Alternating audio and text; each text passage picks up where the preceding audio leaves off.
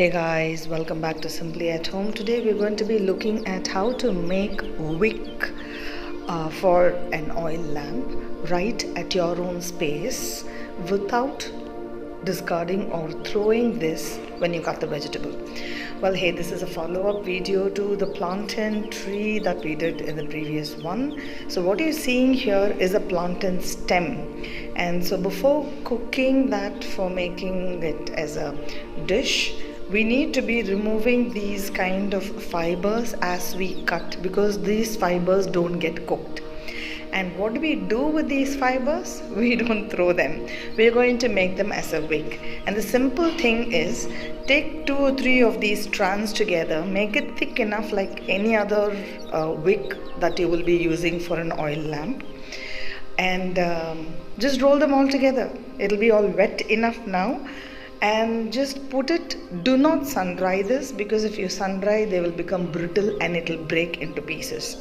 So just dry inside any dry room under the fan or something for just about an hour or 2 hours is sufficient, and that's it. It is readily available.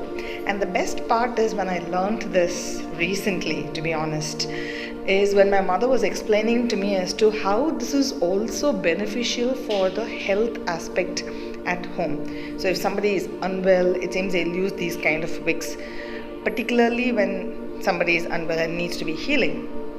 So it's natural product, giving natural.